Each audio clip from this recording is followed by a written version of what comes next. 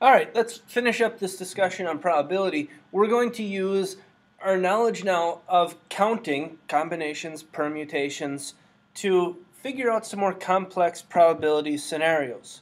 So here we have a team of 6, 8 boys, 7 girls total in the Phi-Ed class. What's the probability of getting 3 boys and 3 girls exactly? With this, remember, probability is success is the ways to get a success divided by the total of ways things can happen. So in this problem, there's 15 students total.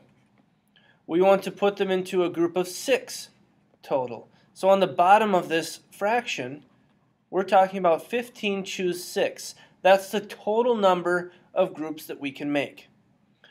On the numerator, now there's 2 things that we have to calculate. We have to calculate the number of ways we can pick 3 boys and 3 girls. So there's going to be a product up on top.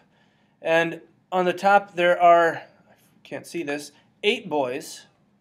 And I want to group them into groups of 3 times 7 choose 3. These are the ways to pick 3 girls. These are the ways to pick 3 boys. Together we multiply them. Now we go to our calculator. So menu, probability, I want combinations. 8 choose 3 times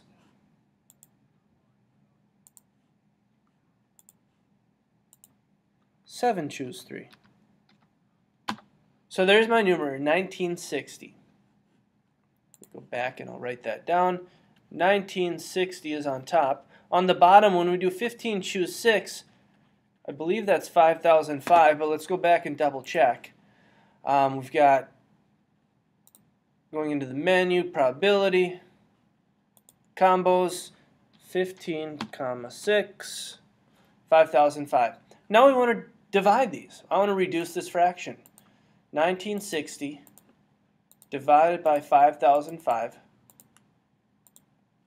56 over 143.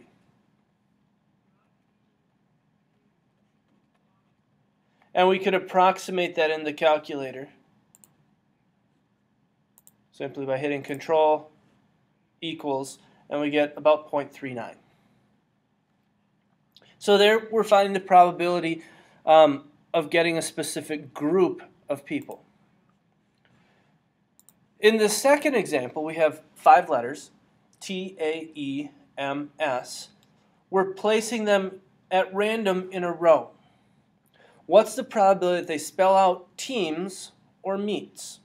Now, these 2 words are a specific order for these letters. We're not going to be using combinations. We need to count permutations here. So let's think about how many permutations are possible when we have 5 letters.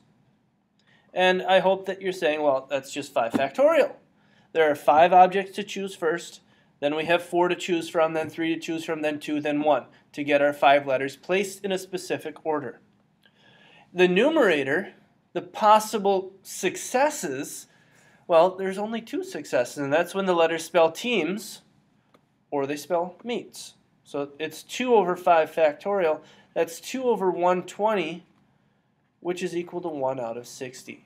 So you have to pay attention when you're counting these ways to put things in order or ways to put them in groups.